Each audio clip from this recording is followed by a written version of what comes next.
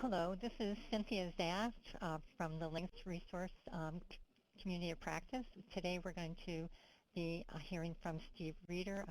The name of our presentation today is The Impact of Adult Basic Skills Program Participation in Long-Term Outcomes. Thank you. Greetings from the Links Community of Practice, and I am Cynthia Zaft, and I'm the moderator for the Postsecondary Completion Group. The Postsecondary Completion Group is sponsoring this discussion in collaboration with 3 other Links communities: Career Pathways, moderated by Michael Cruz; Financial Literacy by Brooke Estes; and Program Management, moderated by David Rosen. Over this week, you'll have an opportunity to discuss the study results and implications from researcher Steve Reeder with Steve and your colleagues in the Links community. This is a 1-hour webinar, and it will focus primarily on a presentation by Steve with some clarifying questions that I would like you to submit through the chat. Any questions that we don't get to, we'll be organizing and posting in the community throughout the week. I want to introduce Steve Reeder. Dr. Steve Reeder has a long list of accomplishments that are really well detailed on his website at Portland State University, but I want to note that his research is very closely connected to practice, which of course we all appreciate. I want to highlight 2 of his current efforts: the Longitudinal study, which we'll be learning about today, and also LearnerWeb, which was built on research findings from the longitudinal study and created individualized online learning supports for adult learners. It's been implemented in 10 states and has served over 20,000 adult learners. So I want to thank Steve for being with us, and with that, I'll pass on the webinar to Dr. Steve Reeder. Thanks, Cynthia, and good afternoon or good morning, depending on your time zone. And I'm really pleased to be here. Thanks to Links and Octay and the communities of practice that Cynthia mentioned for inviting me to do this. You can see here's a brief outline of the agenda I'd like to talk about today. I'm going to start with a little bit of introduction and overview on the design of the longitudinal study, and then talk about 4 of the 5 briefs I prepared for Octay that summarize some of the research about the impact of programs on different kinds of outcomes. Economic outcomes in the first brief, literacy growth in the second brief, GED attainment in the third brief, and post-secondary engagement in the 4th brief. There's a brief on voting, also a brief 5 that's available on the Links website that we'll look at in a moment. And then finally, we'll wrap up and have a summary and talk a little bit about implications. And we'll spend most of the time today on the first brief, the economic outcomes, because I think that's something that cuts across our field and certainly across the communities of practice, because I think it really demonstrates some of the importance of programs on long-term outcomes for learners across the country. So let's move on to the next slide. All of the briefs I'm talking about are available for viewing or download from Links. You can see here that you can get there by searching for Program Impact on the Search Resources page, and each one's downloadable directly as a result of that. Okay, next slide. I want to now turn to the longitudinal study of adult learning, or LSAL as we often call it. This was a long-term project in the National Center for the Study of Adult Learning and Literacy, or NCSAL, that was funded by IES and the U.S. Department of Education. It also received some supplemental funding from the National Institute for Literacy. And the work I'm talking about today, these analyses and the preparation of the briefs were funded by Octave. This study was designed as a panel study, which means we sampled a random group of about 1,000 learners and followed them over a long period of time. They were sampled from a local area, the Portland area, metropolitan area, rather than being a national sample. And that's something to keep in mind when we talk about, the implications of the work. A really important thing to keep in mind about the design of LSAL is that it includes both program participants and non-participants. Some people who were sampled from the target population were participating at the time of the first interview. Some were not. Some of those who were not started participating later during the course of the 9-year study, and some people went in and out of programs over time, as we know they do from our own experience. LSAL was designed to look both at program participation and other learning activities, social and economic changes, changes in assessed literacy skills, the uses people had of literacy, and technology. And we saw lots of change, particularly in technology over time, because this study started in 1998 and ran through 2007. And there was a lot of change, as we know, in technology over that period of time. We had 6 waves, as we call them, of in-home interviews, and each of those included a face-to-face paper assessment of literacy. And I'll talk a little bit more about that in a moment. Okay. We also had, and this will turn out to be very important, matched SSN-linked administrative data from state agencies, and this was by permission of the individuals. And this allowed us to follow their participation in programs, post-secondary education, and very importantly, their employment and earnings over time. And we also had smaller scale, more in-depth qualitative components, which really helped us interpret the large-scale survey and interview data. Next. So, let's go back a slide. There we go. We wound up with 940 individuals sampled, and our target population was defined as adults aged 18 to 44 at the beginning of the study, who were not in school, who were had not completed high school, lived in the Portland metropolitan area, and were proficient but not necessarily native speakers of English.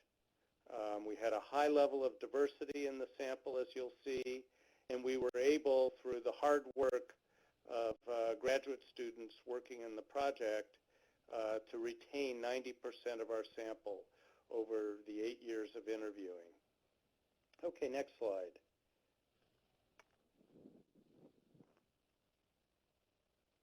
Cool. There we go.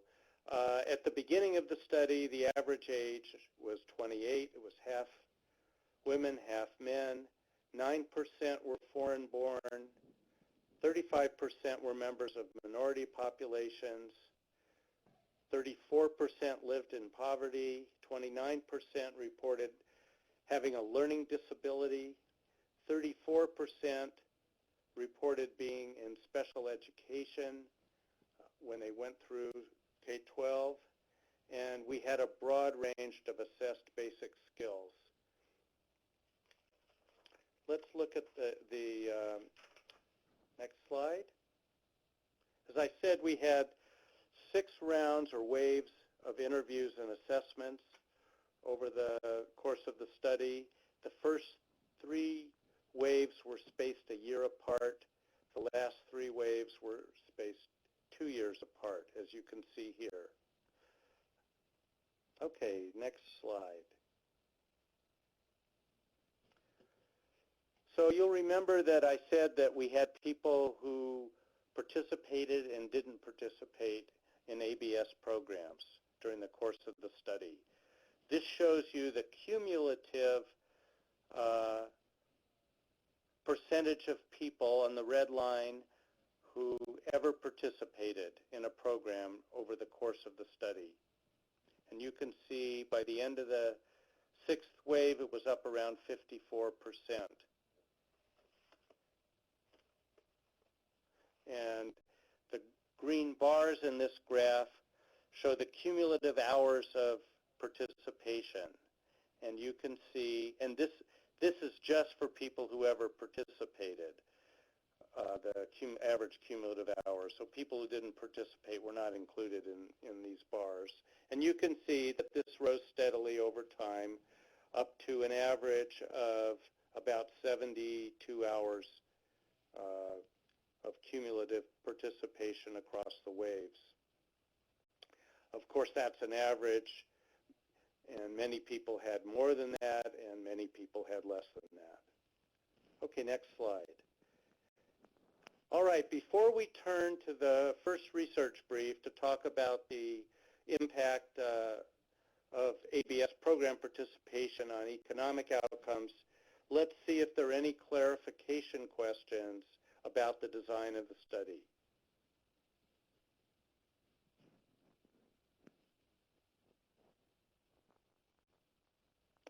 I'm not seeing any. No, I don't see any at the moment, so. Okay, let's move right on then. So this is, what we're going to be looking at is the impact on wages in this population measured through unemployment insurance reported data. These are data reported by employers to the state, and we had reports both from Oregon and Washington State in these data. We needed both states because Portland metropolitan area actually includes people some of whom work in Washington State as well as in Oregon. What you can see in the top panel here is the average wages, and these are constant dollars. That means corrected by the Consumer Price Index to be $1997 going across the years. And you can see that on the whole, there's a steady rise over time with some important dips. The dip you see between 2000 and 2001 was called the dot-com bust, which was very significant as a recession in Portland. But you can see that after a few years, employment and earnings recovered, and the population's average annual wages continued to rise slowly. In the bottom graph, you see the same data broken down by whether people ever participated or not. So the green line are the people who participated, and the red line are people who never did. And what you can see is that there's a big difference in the target population at the beginning of the study. Now, 1997 is actually before the first interviews, and you can see that people who had never participated had higher annual wages than people who did. And that probably is very important to keep in mind, and we'll see why in just a couple minutes. But that reminds us that one of the reasons people go to programs may be that their employment and earning status is not what they want it to be. And we're going to see in a few minutes that programs are very good at turning that around for people. Okay, next slide. So this shows the same data, but here we're defining participation as 100 or more hours, and non-participation as no participation at all. And the green line here are the non-participants, and the blue line is the non-participants. That's the one that doesn't change very much over time in constant dollars, whereas the green line, which are the 100 plus hours participants, go up sharply over time, and in fact not only catch up, but it looks here like they cross over and exceed the average earnings of non-participants. This seems very promising, but we have to be very careful about how we interpret this. One of the reasons we have to be very careful, of course, is this is not an experimental comparison.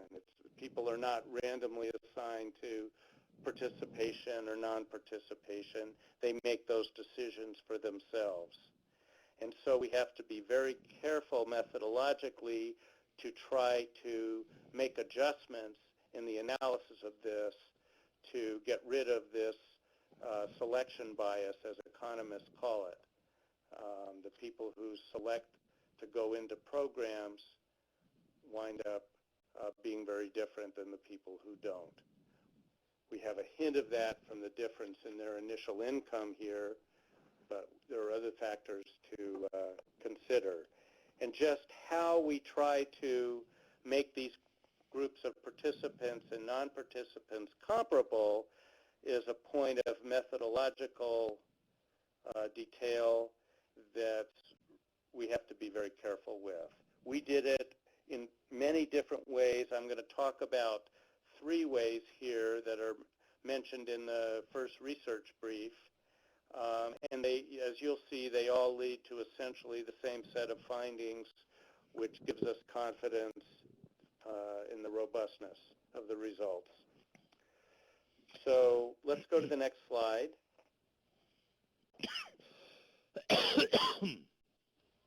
As I said, adults decide whether to participate in programs.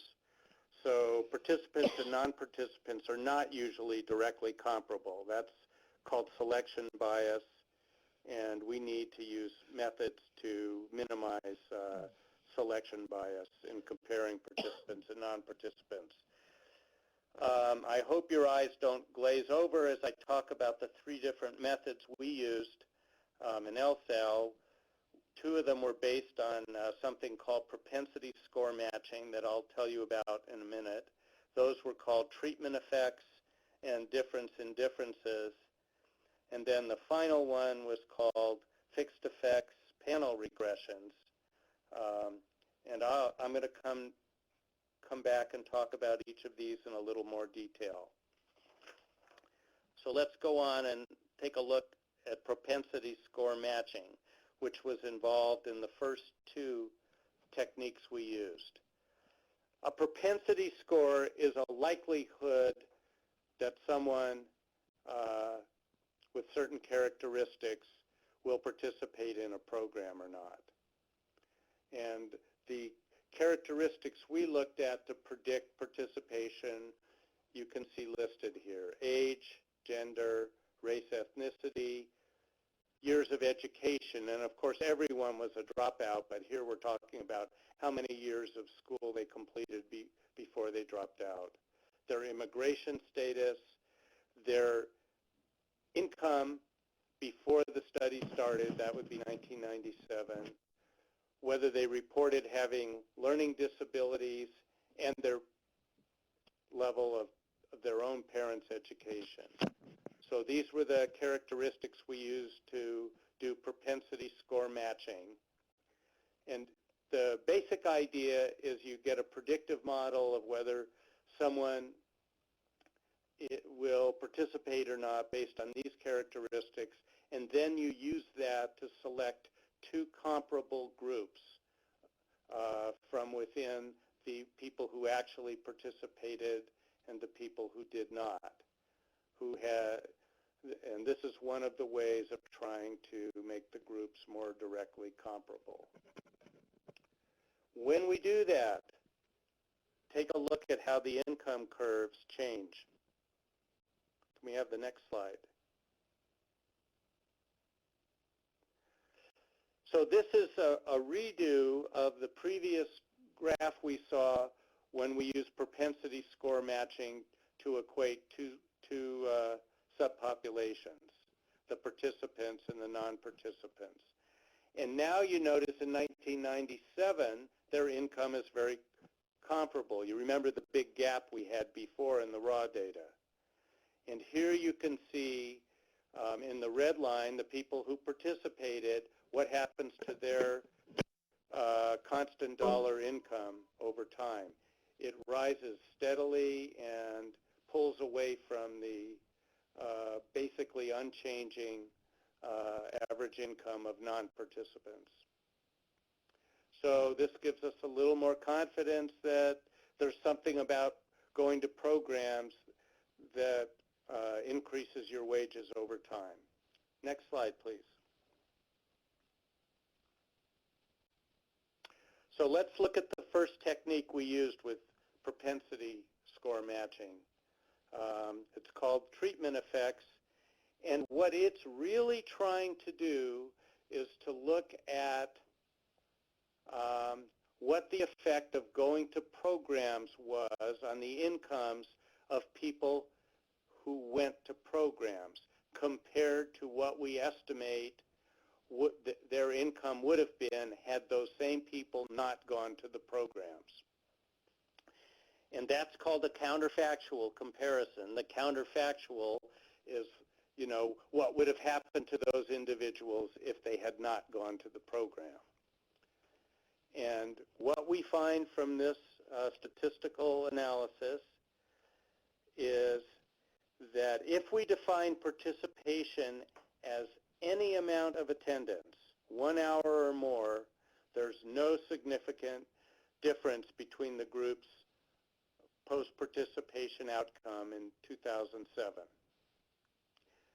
If we define participation as 25 or more hours of attendance, there's still no significant difference. If we go to 75 or more hours, we're starting to see significance. It's not quite significant at the 05 level, as you can see there, but if we define participation as 100 or more hours of attendance, there's not only a statistically significant difference, it's a very substantial difference of nearly $10,000 a year in 2013 dollars between participants and non-participants' average earnings. That's a very significant difference in this population in terms of income. It moves a lot of people out of poverty. That's really important for us to know about our programs. Okay, the second technique we used with propensity score matching is called DifferenceIndifferences. And this one is a little simpler than treatment effects because it looks directly at change between 1997 income and 2007 income for propensity score matched groups of participants and non-participants. And basically, we find the same results with this analysis that we just saw with the treatment effects analysis. There's no statistically significant difference between the groups if participation is defined as any amount of attendance. We have to get up to 100 or more hours of attendance to get a statistically significant difference. And when we do define participation that way, the average difference in difference is $10,000 again, almost the same number we saw with the treatment effects analysis. We can see this graphically in the next slide. The green line are the participants, average wages in 1997 dollars before and after, and you can see it's a big gain going from $6,000 to $14,000 compared to the $12,000 average income, which is basically the same in 1997 and in 2007 for non-participants. Again, this is for where participants are defined as 100 or more hours of attendance. Okay.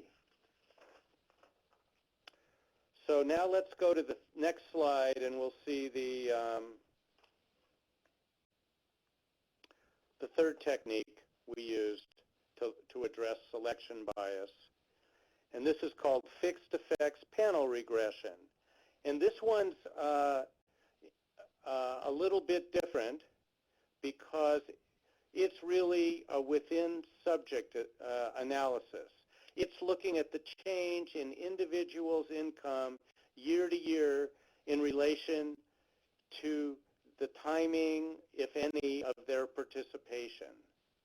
And so it's in many ways a more powerful and sensitive analysis because it's looking at all of the details, not just the 2007 versus the 1997 levels of income. This one's very important because it eliminates selection bias due to all those observed variables we matched on, the age, the gender, and so forth, as well as unobserved variables, like maybe differences in motivation that were not directly measured in the survey. That's because it's a within subject analysis. So it removes the confounding of many more variables than the propensity score matching techniques. And it also allows us to look at temporal details of participation, intensity, duration, and elapsed time since participation, and how those are reflected in observed changes in economic earnings. Okay, let's go to the next slide.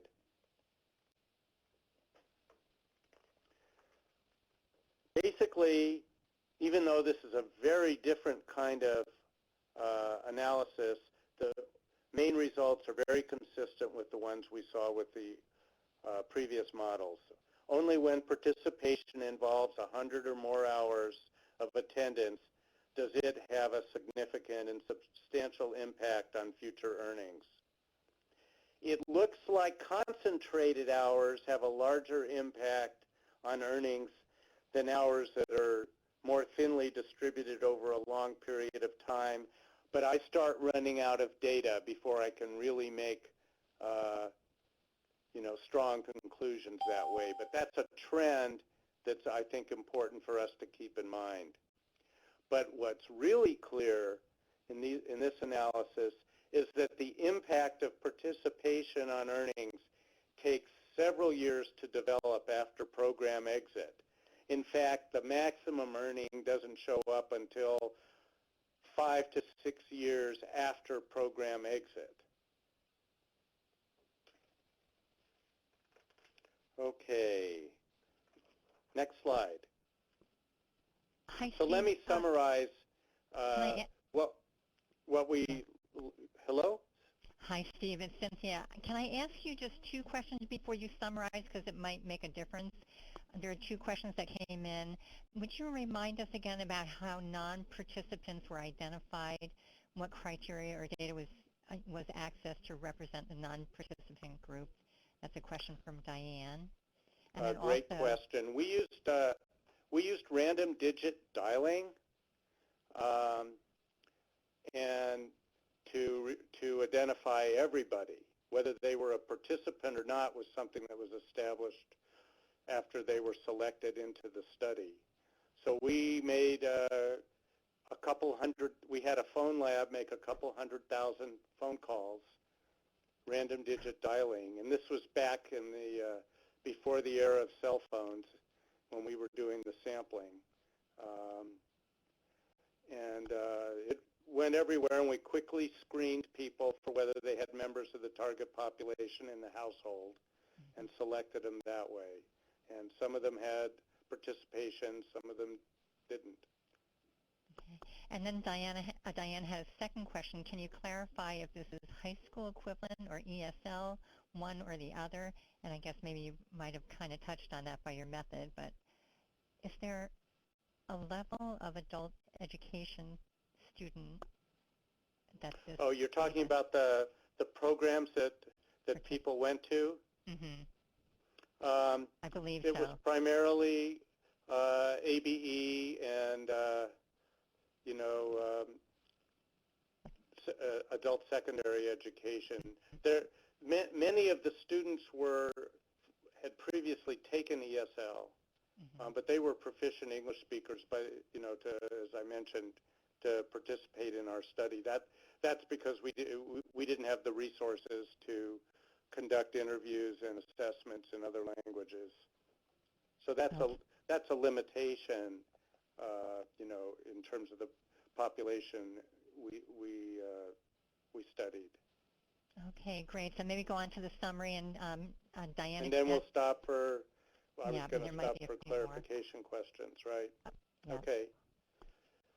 So, in summary, for the first brief, multiple methods of controlling for the selection bias all gave the same results, indicating that participation in programs has a significant and substantial impact on adults' future wages.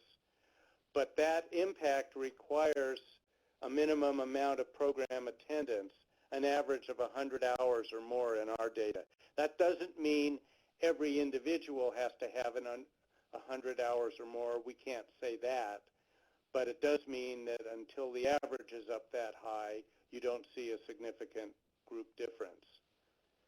The wage premium grows over time after participation and becomes substantial 5 to 6 years after program exit.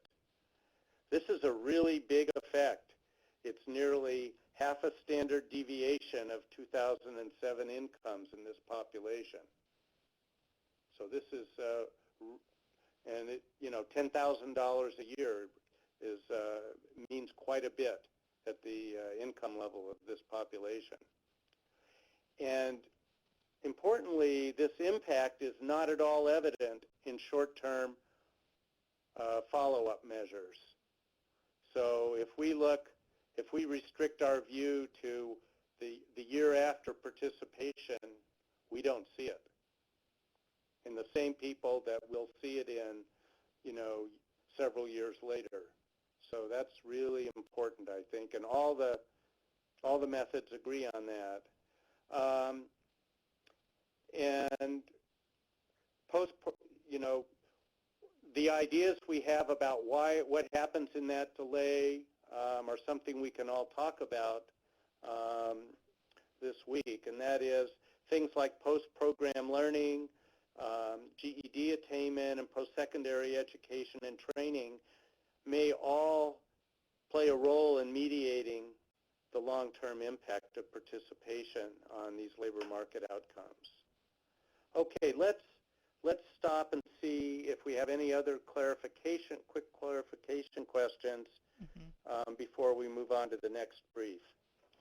Hi, Steve. There's one from Ryan. It says, were there any differences in the increase of income, that is amount or time to get the increase, between native and non-native English speakers? We don't have enough data to run the model separately for those, but we're taking that into account in the propensity score matching. So I think the question is we can't say. I mean, the answer is we can't say. Okay. 1,000 people sounds like a big sample, but these analytical methods start breaking them into fairly small groups, and we just get down to too small with the non-native speakers. Okay. To address that. It's a great question for future research. Great. And then another one from Diane. Did you account for other factors that could have occurred between the end of program participation and long-term follow-up after program exit? Well, the ones we were really able to look at were GED attainment, and we're going to talk about that, Okay. and post-secondary engagement, and we'll talk about that. The one that seemed to that we looked at with the panel regression, that's the timing specific one. GED attainment, for example, accounted for about a quarter of the income premium. So, but it also, the effects of the GED also took 4 to 5 years to fully mature, which is consistent with John Tyler's research on the impact of GED on earnings, that it takes a while to show up. But the important thing here is that it's part, but only a small part, of the impact that programs have. I'll come back, I think, in my overall summary and talk about what I think that means. Okay, there's two questions that I might have to ask people to clarify a little bit more. The first one is from Sylvia. What is the current national average annual ABE attendance? And Sylvia, maybe you could write a little bit more about that. Is it in hours that you want to know about, or is that, so I think we might need to know a little bit more about that. And then Christy has, how does the greater economy impact income outcomes? So I noticed that there was, this might be from the dip, the sort of the .com.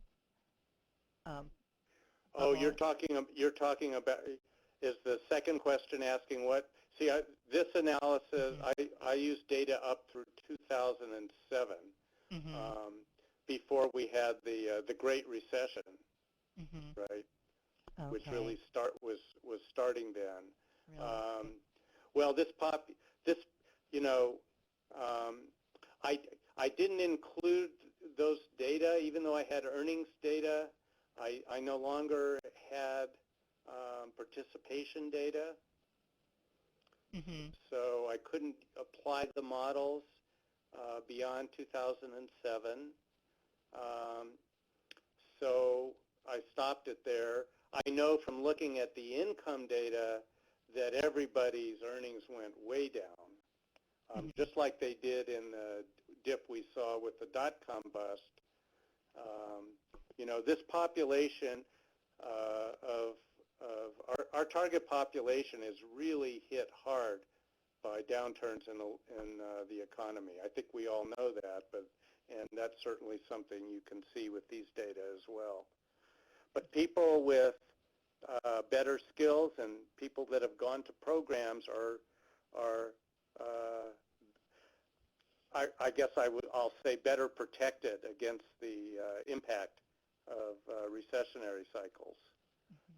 But I really can't analyze the Great Recession because I don't have all of the data I need to do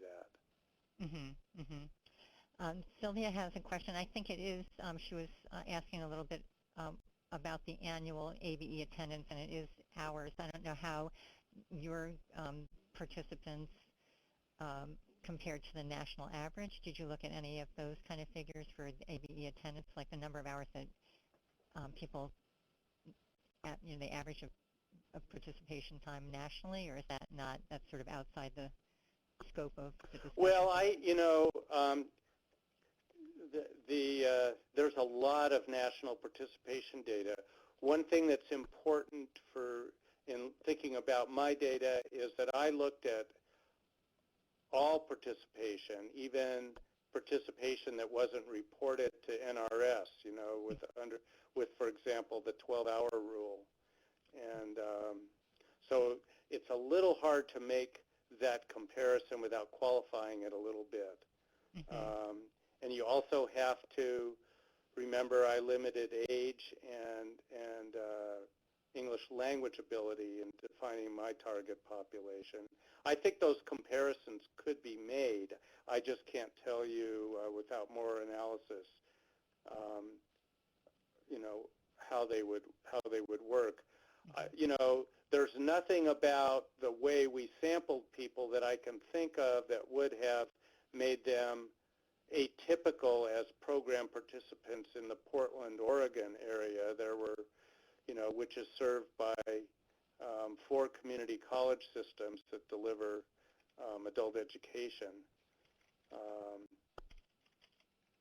Okay, well, maybe what we'll do is maybe we can continue on, and there's a number of questions in here that I see here, but I think we'll move those to our discussion today during the week in the community of practice. Great. And people can read them along here too. There's some okay, so we're going to go much more quickly through the remaining briefs.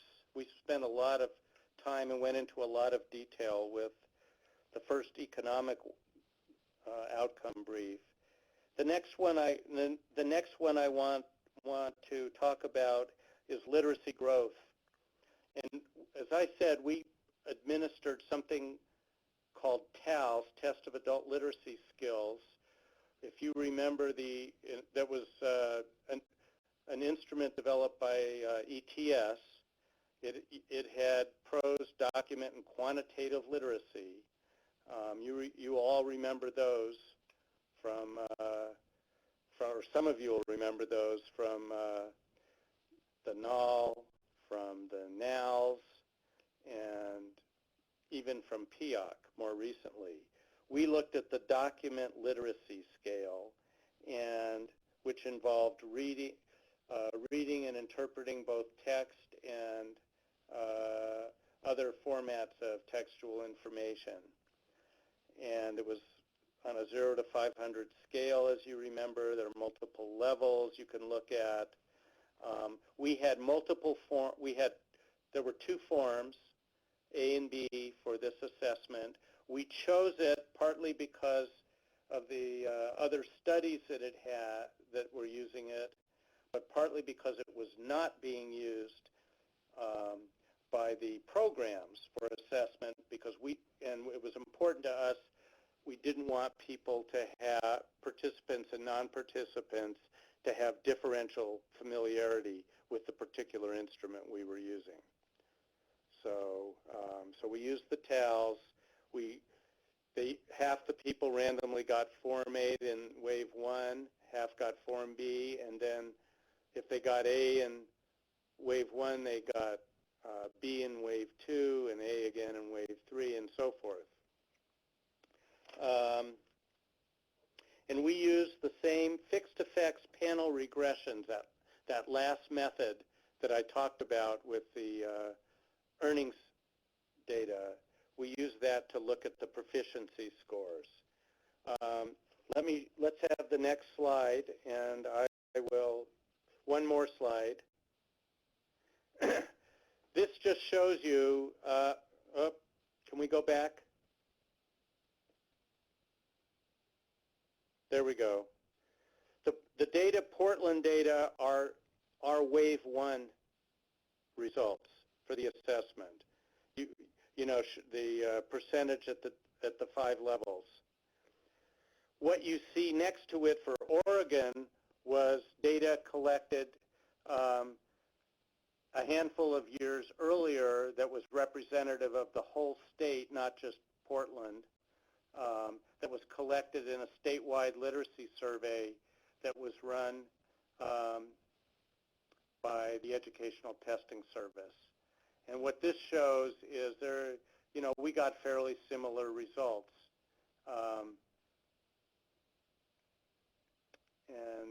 So let's go on to the next slide. This shows the growth of literacy over the 6 waves for participants, defined again as 100+ hours, and non-participants. What you can see is, like earnings, the participants start at a somewhat lower level than the non-participants in the target population, but catch up over time.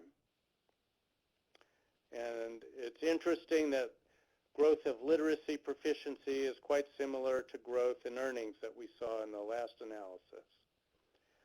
Okay, let's go on to the next slide. The key findings in our statistical analyses are that, again, program participants who attend for 100 or more hours gain proficiency steadily over time, whereas the average proficiency of non-participants does not change. When we look at GED attainment as a part of this, as we saw with earnings, it accounts for part of the change, but unlike with earnings, it only adds a short-lived bump in proficiency to the overall growth process we see, perhaps reflecting what's commonly called brushing up of skills as people prepare for testing.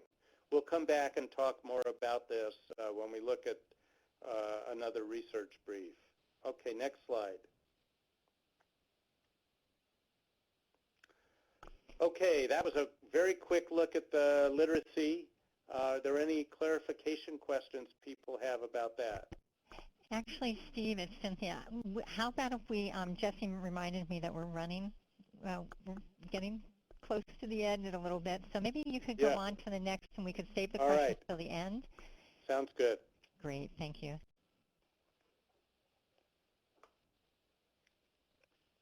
Next slide.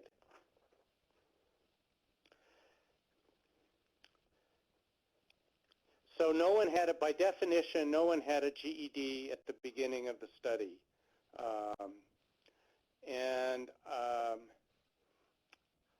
Some vendors of other test instruments have recently reminded me that I should point out to everyone that the GED is no longer in the country the only route to establishing high school equivalency. But in the time period of our study, it was the only way you could get a high school equivalency. We asked people in wave one if, about their educational aspirations. So part of our analyses of GED can tie in whether people had that as a goal at the beginning of the study or not. We also looked at, over time, at modes of participation, whether people went to programs or did something we call self-study, self-preparation, and we took that into account in analyzing the results of participation on GED attainment. Let's take a look at the next slide. You can see here the different combinations of things that people reported doing over time, not necessarily all at once. The largest group did both. That is, they did self-study as well as program participation. That was 36% of our population. 29% did neither. 11% did program only, and 24% did self-study only. Next slide. For these four groups, modes of preparation groups, you can see the percentage of people that actually got a GED during the course of the study. The lowest level was in the group that did nothing to prepare, 6%. Presumably, most of those did not have GED attainment as a goal. The highest level was about 20% of people who did both self-study and program participation got a GED. Okay, next slide.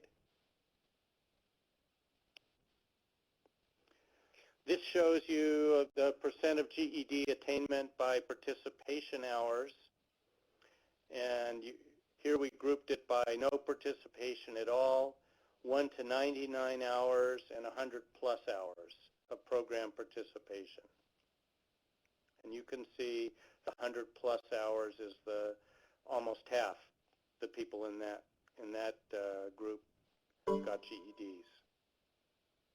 Next slide. So when we did statistical analysis with propensity score matching, we saw a very robust impact of program participation on GED attainment. Although there were lots of methods and combinations of methods of preparing for the GED, in every case, GED attainment rates were elevated by 0.20 to 0.32. This is on the 0 to 1 scale,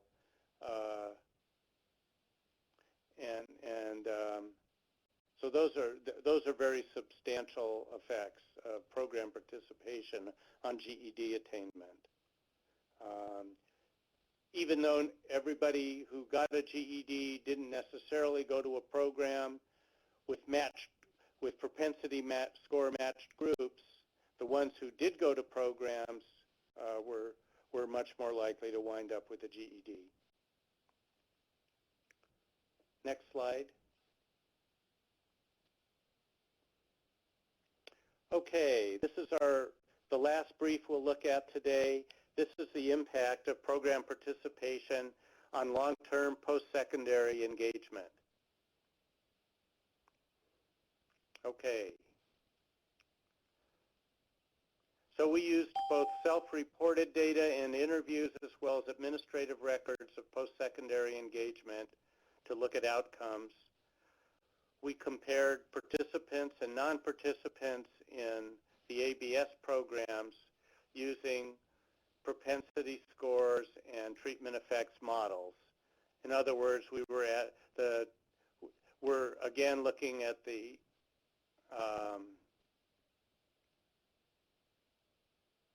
counterfactual outcomes. So we're saying how much was different measures of post-secondary engagement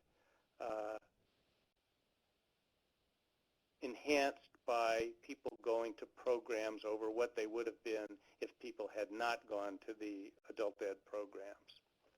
Okay, next slide. Interestingly, when we asked people about their educational aspirations in the first wave, a large majority, 82%, said they wanted to get at least some post-secondary education. But 8 years later, only 28% had had any post-secondary experience at all, and only 17% had actually completed any post-secondary credits. When we did the impact analyses, we found that program participation had a substantial impact on all of the measures of post-secondary education we could look at. And interestingly, this was not just in the group that had 100 or more hours of attendance. So there's something a little bit different about how program participation influences post-secondary engagement than how it influences earnings outcomes or literacy outcomes or GED outcomes.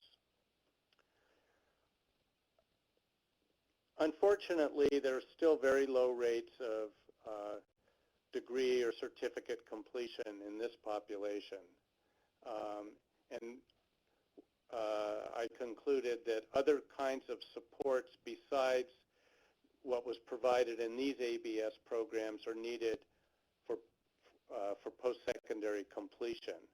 The programs seem to be effective in helping people get started with post-secondary, but they don't really help people who do start complete. And that's really not surprising because most of the programs, as we know, are really trying to get people across that bridge, not taking responsibility at least at this point in time, they weren't, for helping people complete post-secondary programs.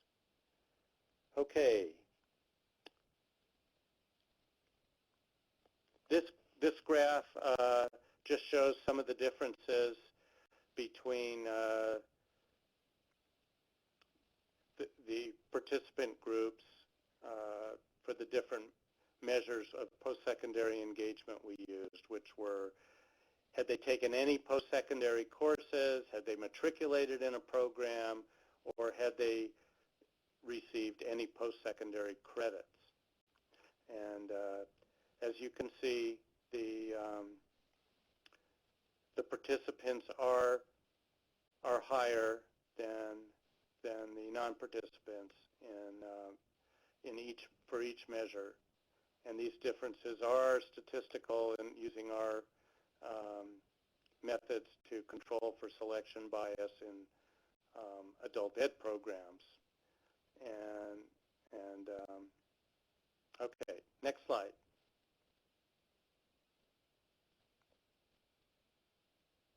These show the same data in a treatment effects framework when we correct, using propensity score matching. Same conclusion. It's a little. You can see it's a little sharper difference between participants and, in this case, now counterfactual non-participants. The same people, if the estimates for the same people who did not participate, if they had not participated. Okay, next slide. All right, quick summary of everything we've seen so far. Programs have long-term beneficial impacts on wages and literacy proficiency that are not evident in short-term accountability frameworks. This means programs are being evaluated with measures that don't reflect the impact they're actually having on their students over time. And these are often measures they must use for program improvement and funding purposes. So our programs are not being given, if they're limited to short-term outcomes, the opportunity to put their best impact foot forward. Next slide.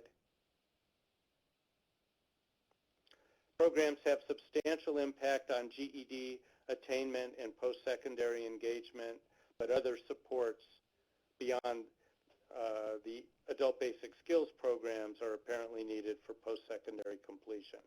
Next slide.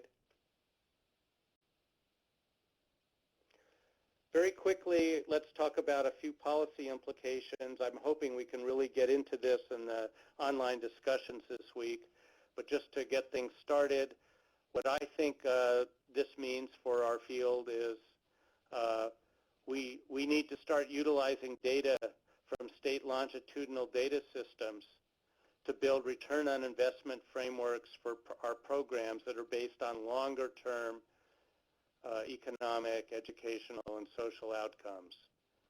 We can't focus program evaluation and improvement exclusively on short-term measures, especially not short-term proficiency test score gains. And we need, obviously, to develop policy and program models that support persistence of adult learners in programs. We need to get folks up past that 100-plus barrier or boundary that we saw in the data. Next slide. All right, I think we're done, and it's 11 o'clock. Claire Strawn, Cynthia Lopez, and many other LSAL staff, graduate students really need, I didn't get a chance to talk about how important all of their work was. We couldn't have done this, couldn't have gotten the data without them, and my special heartfelt thanks goes out to the 1,000 adults who shared a decade of their lives with us. And here's where you can get more information in addition to the research briefs that are on links as we saw earlier. Okay, I'm going to stop there. Wow. Why don't we go on to the next slide, Steve? I want to say you did yeoman's work here to get us to the end on time, so I want to let people know how we'll continue. If you aren't a member of the Links Community of Practice, please do join, and you can find it at the links.ed.gov. Click on links community of practice and follow how to register if you need to. We'll also be posting this, as Jesse's saying, on our links YouTube channel in about 1 to 2 weeks. We'll be doing the discussion across 4 groups, and so look in your digest or come to this community of practice for more of this discussion, and I'll be posting questions from participants, and certainly you can add your own as we go through the week. So thank you very much, Steve. You did a great job. I want to say thank you also to Jesse and the folks who helped us, Logan, with technology. We'll be seeing you all online, and I look forward to further discussion. Thanks, everyone. Look forward to the online discussions. Bye-bye. Thank you. Bye-bye.